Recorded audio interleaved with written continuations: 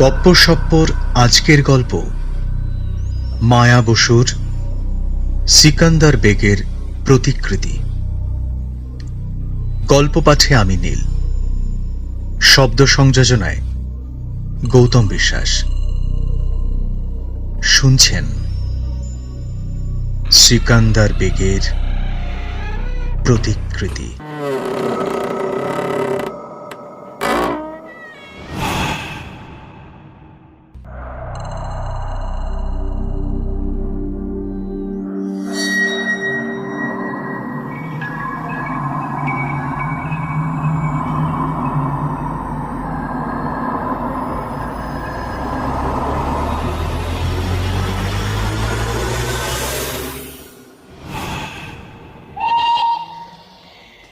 ট্রেনটা ছোট বড় পাহাড় আর ঘন সন্নিবিষ্ট কেঁদ, পিয়াল, মহুয়া, দেবদারু আর শালবনে ঘেরা অজ্ঞাত জঙ্গুলে জায়গাটায় অনিলকে নামিয়ে দিয়ে 2 মিনিটও দাঁড়ালো না।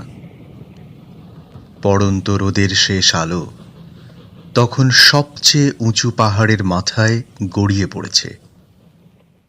ছোট্ট প্ল্যাটফর্মটায় মাত্র 2-4টে দেহাতি লোক সর্বাঙ্গে চাদর মুড়ি দিয়ে শ্মশান যাত্রীর মতো মুখ করে বসেছিল। চারিদিক নিথর, নিস্তব্ধ। সদ্য জ্বলে ওঠা টিমটিমে আলোগুলোর দিকে তাকালে মনে হয় একটু জোরে হাওয়া বইলেই ওদের অস্তিত্ব একেবারে মুছে যাবে। এমন জায়গায় শখ করে মানুষ বেড়াতে আসে।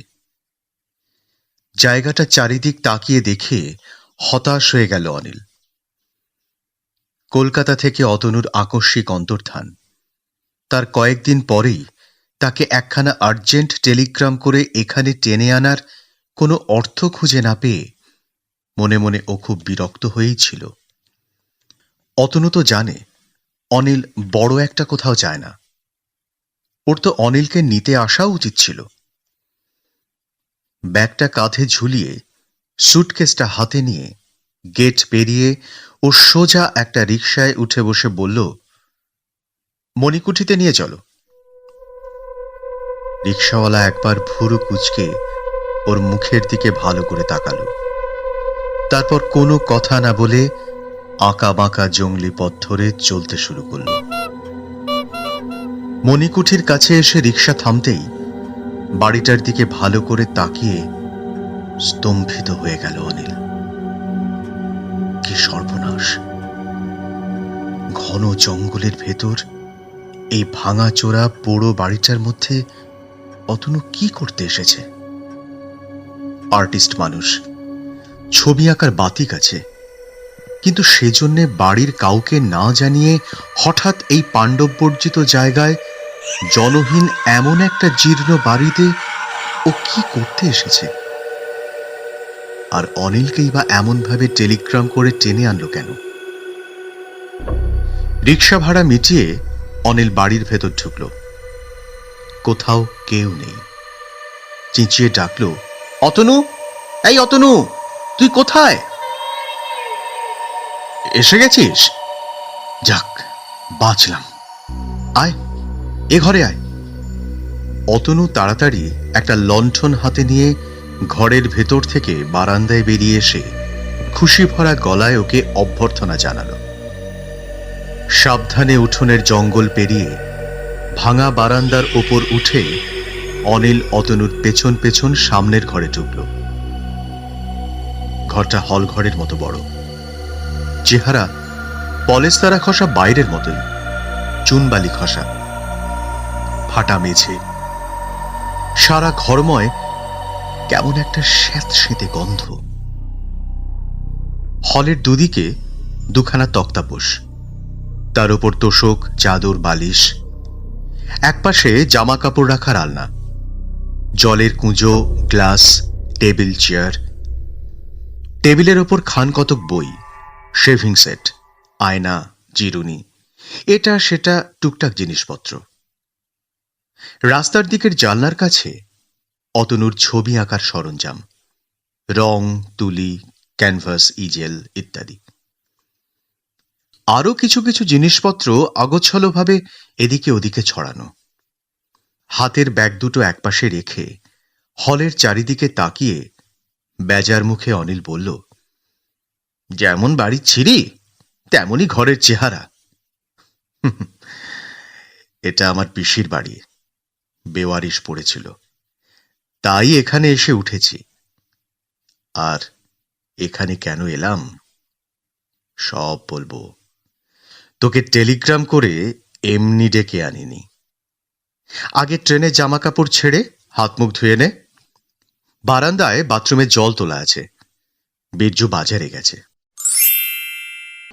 বীরজু দেহাতি হলেও ভালোই রান্না করে, বাংলাও জানে। বাজার থেকে ফিরে এসেই ও চা খাওয়ালো ওদের।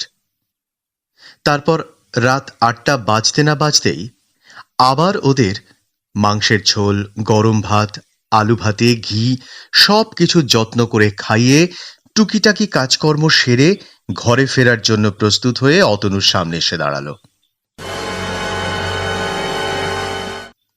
অতনু অনুনয় করে বলল, কি বিচ্ছু, আজও বাড়ি যাবে?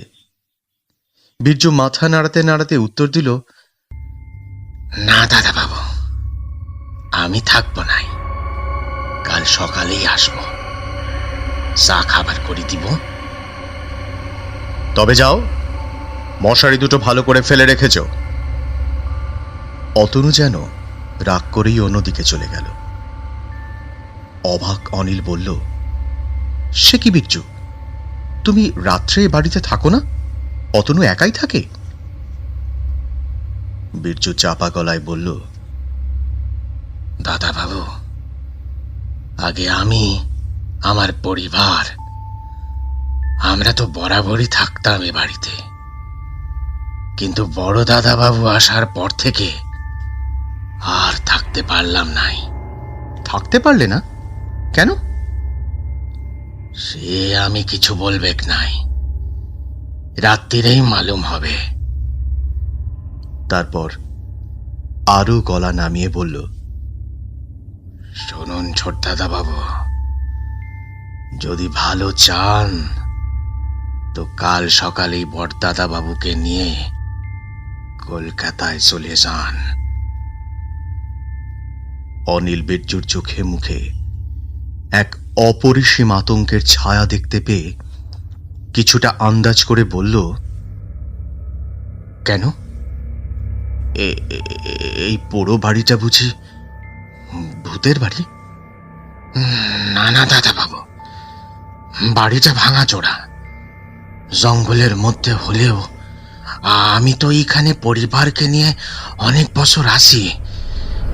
কিন্তু কিন্তু ওই দাদা বাবু আসছে, আমি যাই। বীরজু চলে যাবার পরই অতনু ফিরে এলো। অনিলের চিন্তিত গম্ভীর মুখের দিকে তাকিয়ে বলল, কিরে, চুপচাপ বারান্দায় দাঁড়িয়ে কেন? বীরজু বুঝি তোর কানে মন্তর পড়ে গেল? চল ঘরের ভেতর চল, বাইরে যা ঠান্ডা। ঘরে ঢুকেই অতনু দরজায় খিল তুলে দিল। একটা জানলা খোলা ছিল। বাইরে থেকে উত্তরে হাওয়া এসে জ্বলন্ত লণ্ঠনটার পোলতেটাকে কাঁপিয়ে দিচ্ছিল। ফলে কালি পড়া কাঁচের চিমনির ভেতর ম্লান আলোটা দপদপ করছিল। স্থির চোখে সেই আলোর দিকে তাকিয়ে অতনু বলল,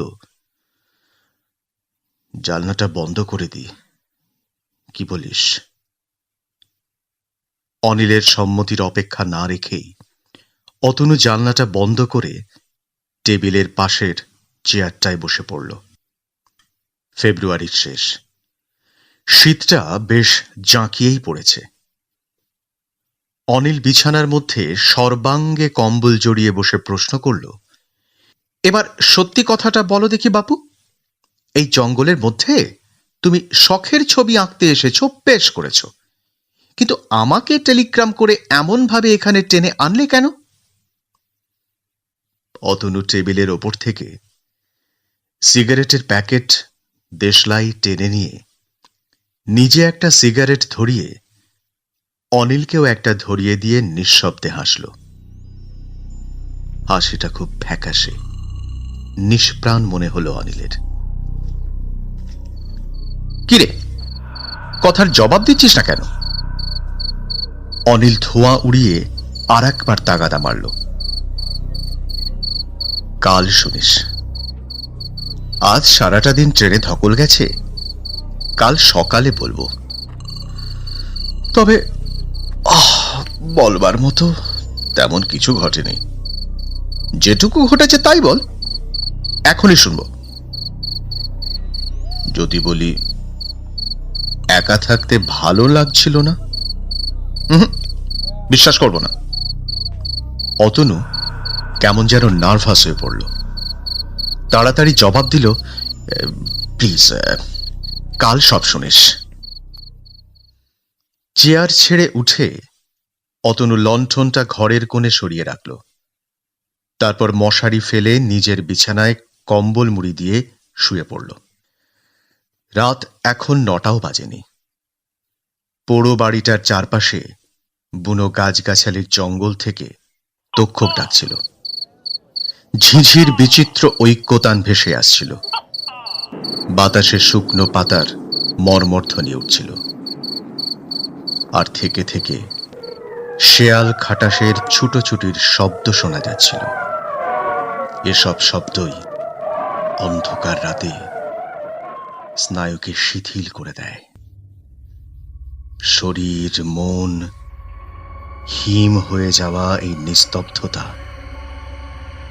অনিল আগে কখনো অনুভব করেনি। অতনুর মেজাজ ভালো নেই, কথা বলার মুডও নেই। কিন্তু কেন নেই, এ কথা বুঝতে পারল না অনিল।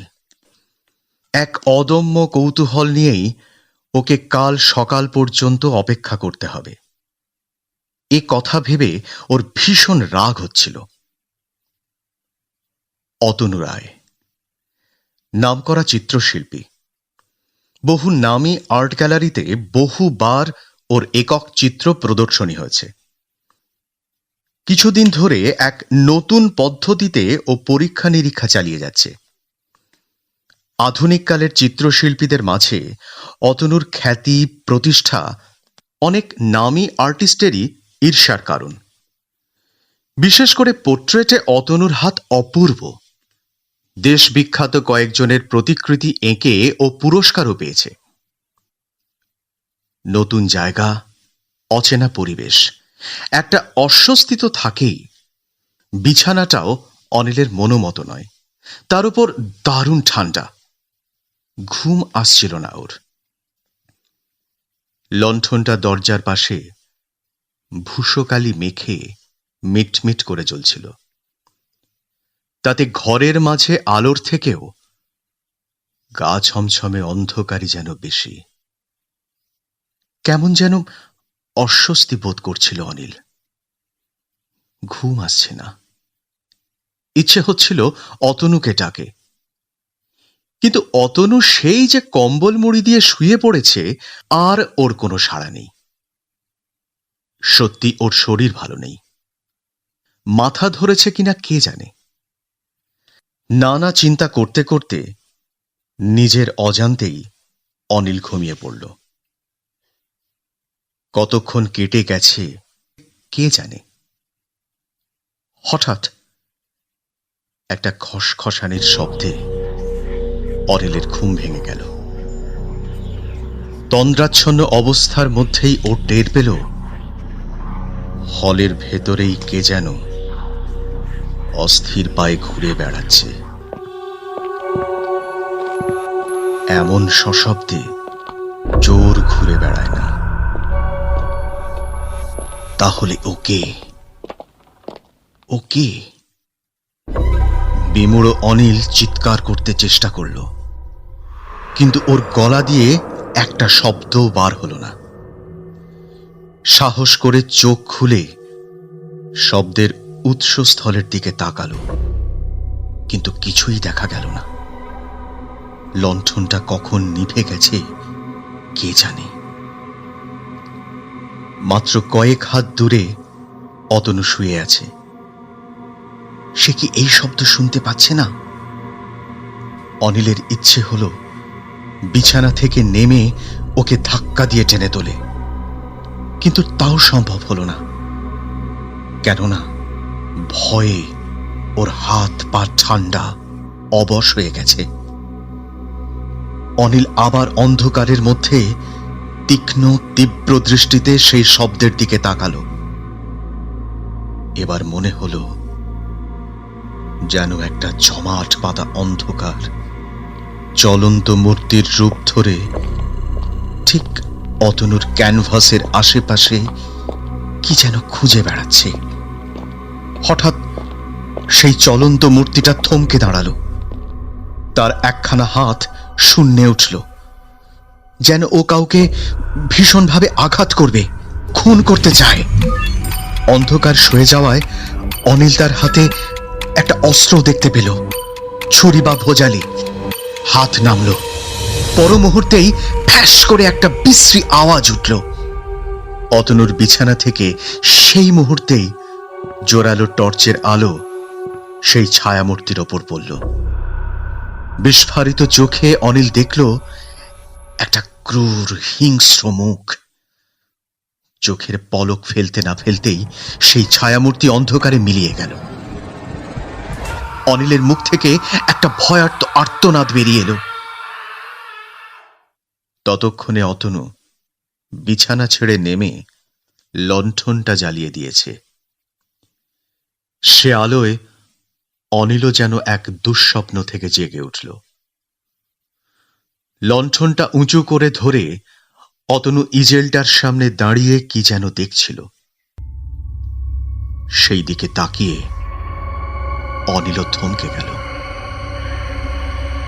অতনু কাল সারাটা দিন ধরে যে পোর্ট্রেটটা এঁকেছিল, কারো অদৃশ্য নিষ্ঠুর হাত ছুরির আঘাতে সেই ছবিখানাকে ফালা ফালা করে ছিঁড়ে রেখে গেছে। অতনু, অতনু, এ কি ব্যাপার? ঘরে কে এসেছিল?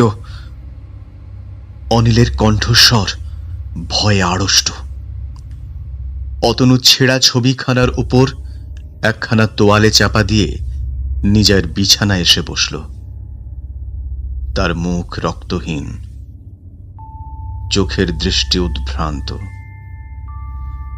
মুখ ফিরিয়ে মশারির বাইরে বসে থাকা অনিলের ভয়ার্ত মুখের দিকে তাকিয়েও বলল, এই জন্যেই অনিল, তোকে এখানে আসার জন্য টেলিগ্রাম করেছিলাম। মন প্রাণ দিয়ে এই পোর্ট্রেটটা নিরিবিলিতে বসে আঁকবো বলেই এই জঙ্গলে পোড়ো বাড়িতে এসেছিলাম, কিন্তু কিছুতেই পারছি না। ছবি আঁকার জন্য কলকাতা ছেড়ে এই জঙ্গলে এসেছিস কেন? এ কাজ তো তোর স্টুডিওতেই করতে পারতিস। আমি যে ছবি আঁকছি সেটা ওখানে বসে আঁকা সম্ভব হতো না, ক্লান্ত ভাবেও বলল। লণ্ঠনটার আলোয় ঘর কিছুটা আলোকিত। অনিলের সাহস ক্রমে ফিরে আসছিল। বন্ধ দরজার দিকে তাকিয়ে ও আবার সেই প্রশ্ন করল, কিন্তু অতনু, দরজা তো বন্ধই আছে। তাহলে হলের ভেতরে কে এসেছিল? অতনু দুহাতে মুখ ঢেকে চুপ করেই রইল। অতনু, এটা এমনই একটা ব্যাপার যা আমি বুঝতে পারছি না, অথচ তুইও মুখ বন্ধ করে আছিস। তবে কি আমাকে বিশ্বাস করতে হবে যে যুক্তি বুদ্ধি দিয়ে যার ব্যাখ্যা করা যায় না, এই পুরো বাড়িতে তেমনই কিছু একটা আছে? অতনু মুখ থেকে হাত সরিয়ে অত্যন্ত ক্লান্ত গলায় জবাব দিল, অনিল, রাত 2টো বেজে গেছে। তুই বিশ্বাস কর, এখানে আমি মাত্র 6 দিন এসেছি। দিন 4-5 পোর্ট্রেটটা আঁকতে শুরু করেছি, কিন্তু প্রথম দুটো রাত ছাড়া বাদ বাকি কদিন একেবারেই ঘুমোতে পারিনি। কাল সকালে তোকে সব দেখাবো, সব কিছু খুলে বলবো।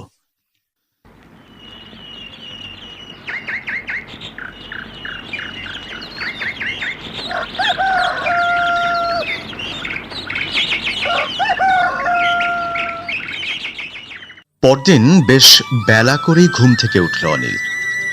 চারিদিকে দিনের আলো, রাস্তায় লোকজন যাওয়া আসা করছে। বীরজু আর তার বউয়ের উপস্থিতিতে অনিলের মন থেকে রাত্রের বিভীষিকা ক্রমে আবছা হয়ে এলো। বাড়িটাকেও বেশ ভালো লাগলো। পুরনো ভাঙাচোরা হলেও বেশ খোলামেলা, ভেতরটা পরিষ্কার। উঠোনে বীরজু আর তার বউয়ের যত্ন ও পরিশ্রমের ফুলের গাছ, সবজির বাগান তার মনকে আকর্ষণ করল। কয়েকটা পেয়ারা আর আতা গাছও আছে একদিকে। বারান্দা থেকে ছোট বড় ঢেউতোলা পাহাড় দেখা যায়। ভোরবেলা তার মাথায় প্রকাণ্ড সোনার থালার মতো সূর্য উদয় হয়। সামনে যত দূর চোখ যায় সতেজ সবুজ ছোট বড় গাছগাছালি, গাছের আড়ালে একটা ছোট্ট রূপালী নদী। বীরজুর বউ ঘরের সব কাজ শুরু করলো। বীরজু ওদের চা টোস্ট দিয়ে গেল। কিছুক্ষণ পরেই শশা, কলা, গরম দুধ খেতে দিল।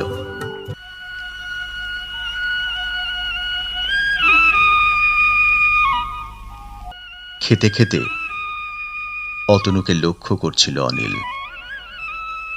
এত ভালো খাওয়া দাওয়া, এত স্বাস্থ্যকর জায়গায় থাকা, তবু ওর চোখের কোণে কালি, শরীর দুর্বল, রুগ্ন। বীরজু বাজার থেকে মাছ আনবার জন্য টাকা নিয়ে বেরিয়ে যেতে অতনু অনিলকে সঙ্গে নিয়ে হল ঘরে ঢুকল। ক্যানভাসের ওপরকার তোয়ালেটা সরিয়ে ফেলতেই কোনো অস্ত্র দিয়ে ফালা ফালা করে ছেঁড়া গত রাতের সেই ছবিটা দিনের আলোয় ওদের চোখের সামনে স্পষ্ট হয়ে উঠল। অনিল অতনুর মুখের দিকে তাকাতেই ও নিঃশব্দে পাশের পুরনো টেবিলটার ওপর থেকে একখানা ছবি তুলে অনিলকে দেখতে দিল। ছবিটার দিকে তাকিয়েই অনিলের বুকের ভিতর শিরশির করে উঠল। কোনো একজনের এনলার্জ করা প্রোফাইল, কিন্তু এমন কুটিল, নিষ্ঠুর, ক্রূর মুখ অনিল আগে কখনো দেখেনি। অতনুর আঁকা অনেক খুনি, ডাকাত, ঘাতকের ছবিও দেখেছে, কিন্তু এমনটা আর কোনোটা নয়। ছবিটা এতটাই প্রাণবন্ত, দেখলেই মনে হয় যেন এখনই কথা বলে উঠবে। কিছুক্ষণ ছবিটার দিকে তাকিয়ে অনিলের মুখ কঠিন হয়ে উঠল। সোজাসুজি অতনুর দিকে তাকিয়ে সে প্রশ্ন করল, এটা এটা সেই সেই লোকটার ছবিটা না? হ্যাঁ, আমি এই ছবিটা আঁকবো বলেই এখানে চলে এসেছি। অনিলের মনে ভেসে উঠল কিছুদিন আগেকার সেই ঘটনাটা। একটা পুরনো বাড়ির হলঘর, দেয়ালে নতুন পুরনো নানা ধরনের ছবি টাঙানো। বেশিরভাগই তার পোর্ট্রেট। পাগড়ি পরা, টুপি, ফেজ, মুকুট পরা, সগুম্ফ কীর্তিমান পুরুষ থেকে শুরু করে অতি সাধারণ মানুষের প্রতিকৃতি। ছোট বড় নানা রকম তৈলচিত্র। জমিদার, নবাব, সাঁওতাল দম্পতি কেউ বাদ নেই তার মধ্যে। চিত্রশিল্প সম্বন্ধে অনিলের বিশেষ কোনো জ্ঞানই ছিল না, তবুও অতনুর সঙ্গে ওকে যেতে হয়েছিল। ছবিগুলো খুব মনোযোগ দিয়েই দেখছিল অতনু। ছবিগুলো দেখা শেষ করে চলে আসার সময় হঠাৎ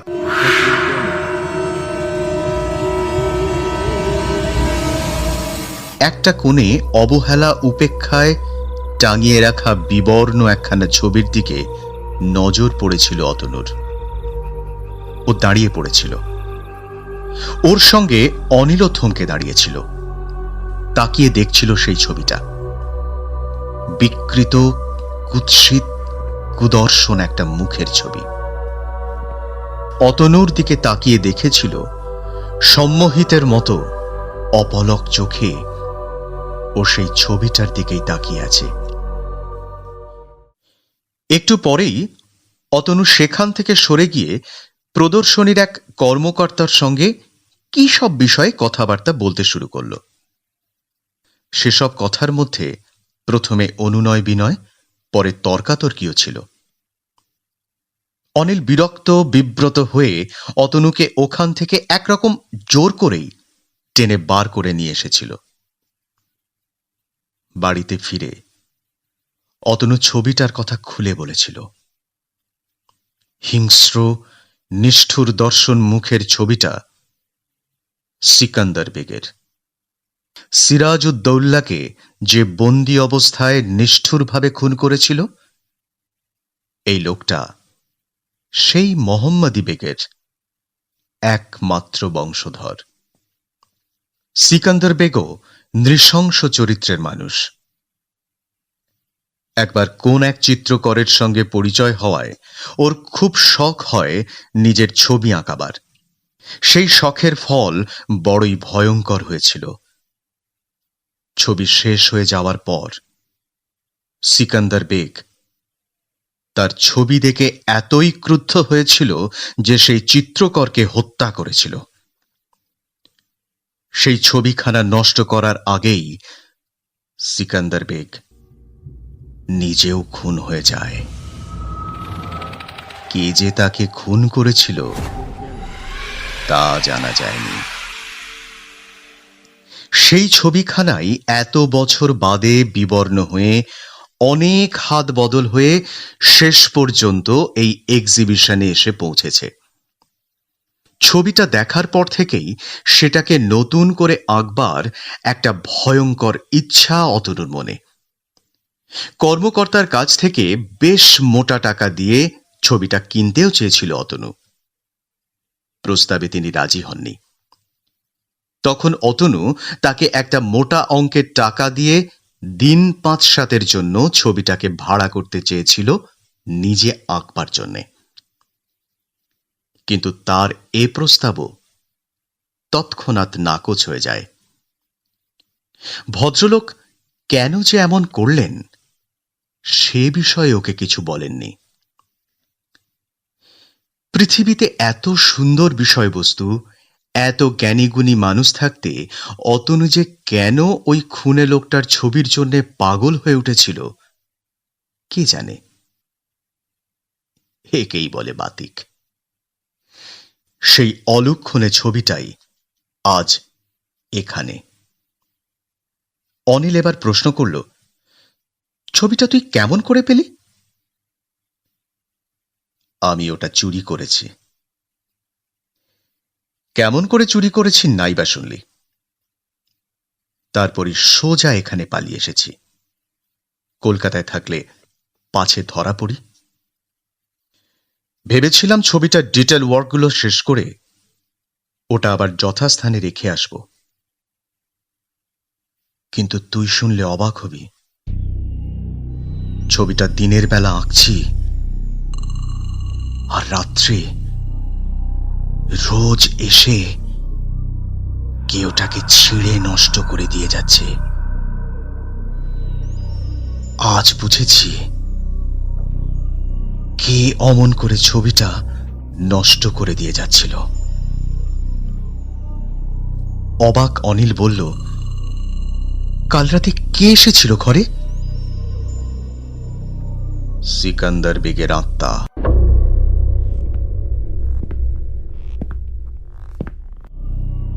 অনিলের বুকের রক্ত হিম হয়ে গেল। অতনুর হাত ধরে অনুরোধ করল, অতনু, অতনু প্লিজ, প্লিজ তুই এই ছবি আঁকাটা বন্ধ কর। এত সহজে অতনু রায় হার মানবে না। অতনু উত্তেজিত হয়ে বলল,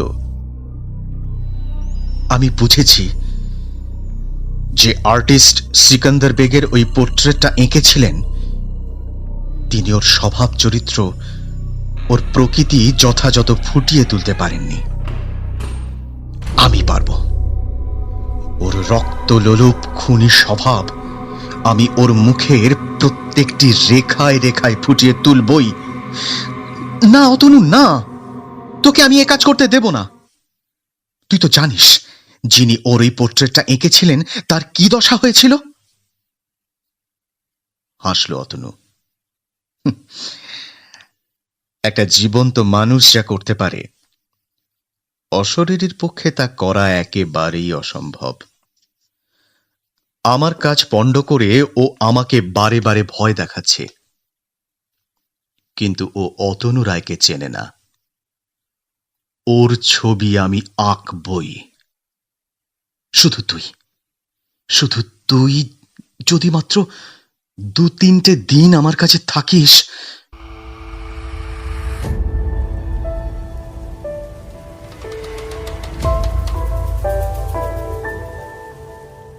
সারাটা দিন অতনু তার ছবি নিয়ে ব্যস্ত হয়ে রইল। অনেকটা কাজ এগিয়েও গেল।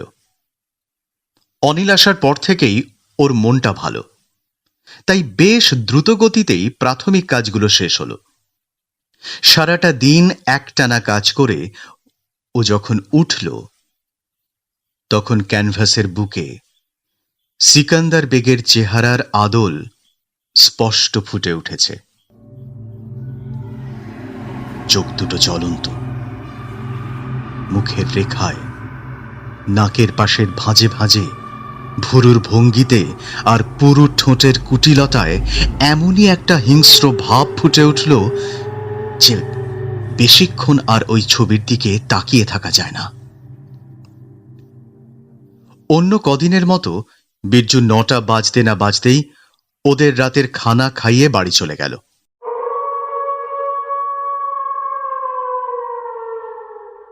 দরজা জানলা বন্ধ করে শুতে যাওয়ার আগে সদ্য আঁকা ছবিখানা ইজেল থেকে খুলে অতনু অনিলের বিছানার তলায় লুকিয়ে রেখে দিল।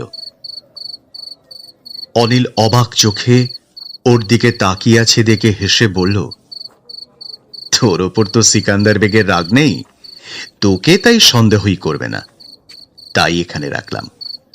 কিন্তু ও যদি আসল ছবিখানা নষ্ট করে দেয় তাহলে? তা কখনো করবে না। কদিন ধরেই দেখছি তো নিজের আসল ছবিখানা যেমন করেই হোক ও সেটা স্পর্শও করে না। ভীষণ ভয়েই অনিল কি যেন বলতে গেল, তাকে থামিয়ে অতনু বলল, তোর কোনো ভয় নেই, যতই হোক ও তো রক্ত মাংসের কোনো জীব নয়, একটা অশরীরী ছায়া মাত্র। অনিল কাঁপা গলায় বলল, ফালা ফালা করে যে ছবিটাকে ছিঁড়ে ফেলতে পারে তাকে কি ঠিক ছায়া শরীর বলা যায় অতনু? সেদিন রাত্রেও সেই অশরীরের উপস্থিতি টের পেল ওরা।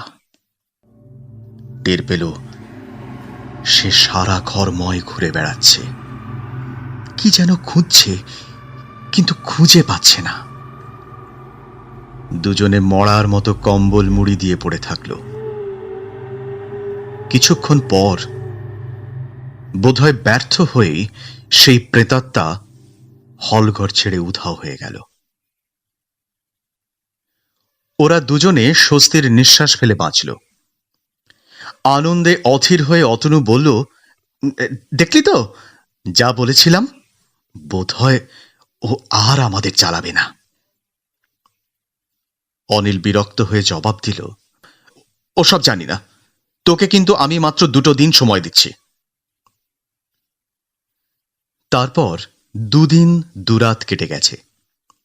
এই 2 রাতেই সিকান্দার বেগের প্রেতাত্মা এসে এদিক ওদিক হাতড়ে গেছে। আজকের রাতটাই ওদের শেষ রাত। কদিনের অক্লান্ত পরিশ্রমে অতনু সিকান্দার বেগের যে ছবি ক্যানভাসের বুকে ফুটিয়ে তুলেছে, সত্যি বলতে কি, সেই ছবির দিকে তাকিয়ে অনিল খুব অস্বাচ্ছন্দ্য বোধ করছিল। অতনু দারুণ উল্লসিত। কোন দেশের কোন চিত্রশিল্পী কোন কোন খুনি, ঘাতক, জল্লাদের ছবি এঁকেছেন তার বিস্তারিত বিবরণ অনিলকে শুনিয়ে দিল। শোবার আগে অতনু সযত্নে ছবিখানা নিজের বিছানার মাথার কাছে রাখল। অবাক অনিল জিজ্ঞাসা করল, ব্যাপার কি, ছবিটা আজ তোর বিছানার কাছে রাখছিস কেন? তুই যে ভীষণ নার্ভাস হয়ে পড়েছিস, তাই। অতনুর কথায় অনিল স্বস্তি পেল। সত্যি ছবিটার দিকে আর তাকানো যাচ্ছে না। রাতের প্রথম প্রহর বেশ শান্তিতেই কাটল। রাত বাড়ার সঙ্গে সঙ্গে চারদিক ক্রমশ নিস্তব্ধ হয়ে এলো। হঠাৎ ঝনঝন খনখন শব্দে অনিলের ঘুম ভেঙে গেল। তাকিয়ে দেখল লণ্ঠনটা নিভে গেছে। ঘর অন্ধকার। দরজায় ধাক্কাধাক্কির শব্দের সঙ্গে একটা ঝটাপটির শব্দ ওর কানে এসে পৌঁছালো।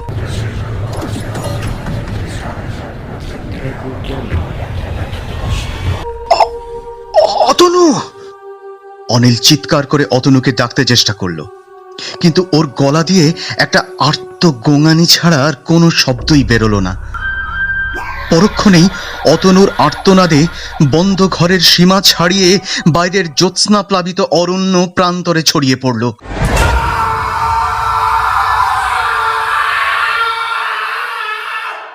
ভয়ে আতঙ্কে বিছানার উপর উঠে বসল অনিল। প্রাণপণ শক্তিতে চেঁচিয়ে উঠল, অতনু!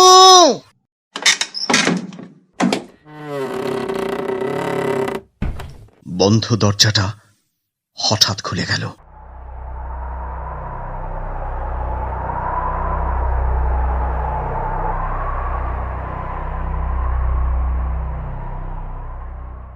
এক ঝলক ঠান্ডা বাতাস ঘরে ঢুকে অনিলের সর্বাঙ্গে ঝাপটা মারতেই ও প্রাণ ভয়ে মরিয়া হয়ে লাফ দিয়ে বিছানা থেকে নেমে পড়ল। আতঙ্কে ভয়ে খোলা দরজা দিয়ে প্রাণপণে ছুটতে লাগলো।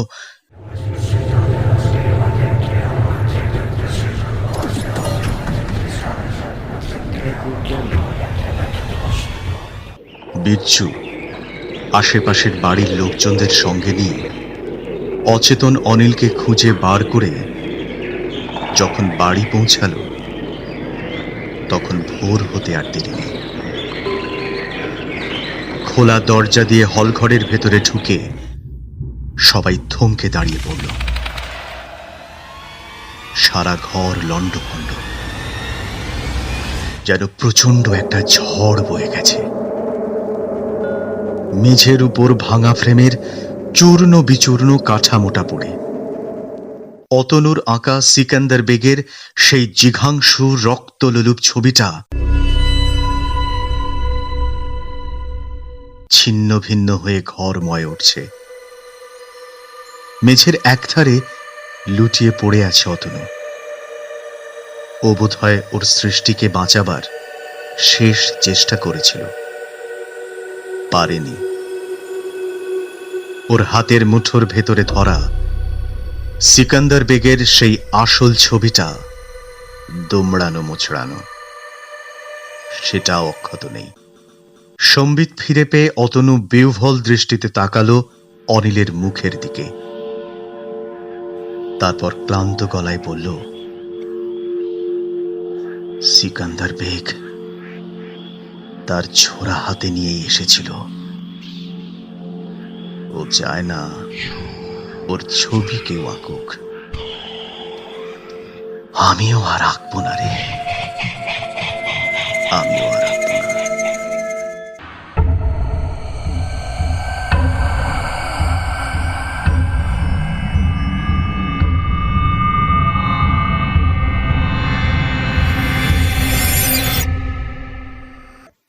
শুনলেন মায়া বসুর সিকান্দার বেগের প্রতিকৃতি।